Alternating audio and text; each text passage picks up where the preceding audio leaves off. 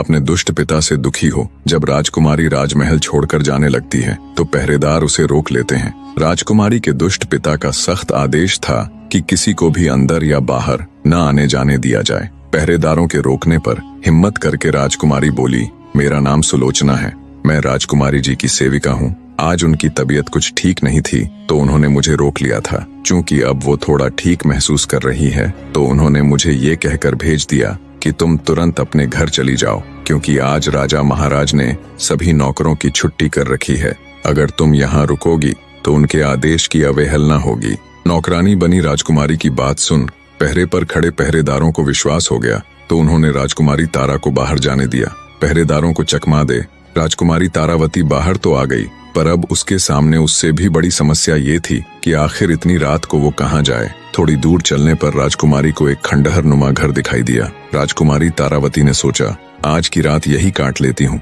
सुबह होने पर ही कहीं जाऊंगी। इसी सोच के साथ राजकुमारी उस वीरान पड़े घर के अंदर जाकर एक जगह बैठ गई। उसे अपनी किस्मत पर रोना आ रहा था।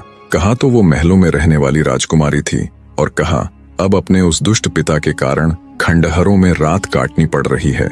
ऐसे ही बैठे बैठे उसकी रात कट जाती है। जब सुबह का थोड़ा उजाला दिखा तो राजकुमारी फिर से चल पड़ती है। उसे इस बात की चिंता भी थी कि अगर उसका दुष्ट बाप उसके कमरे में आया तो उसके वहां न मिलने पर उसकी खोज शुरू हो जाएगी। इसलिए वो जल्दी से जल्दी जितनी दूर हो सके जाना चाहती थी। राजकुमारी तारा पूरी तेजी के साथ दिशाहीन आगे बढ़ती जा रही थी। इधर जब सुबह हुई तो जैसा राजकुमारी ने सोचा था वैसा ही हुआ। राजा मदनपाल सुबह होते ही उसके कमरे में आया। जब उसे वहां राजकुमारी नहीं मिली तो उसकी छाती पर तो सांप सा लेट गया।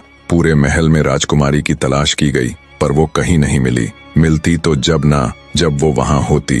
निराश राजा मदनपाल हाथ मलता रह गया। चलते चलते राजकुमारी तारा जब थक गई तो पास ही दिखाई दे रही एक नदी के किनारे थोड़ी देर विश्राम करने के लिए बैठ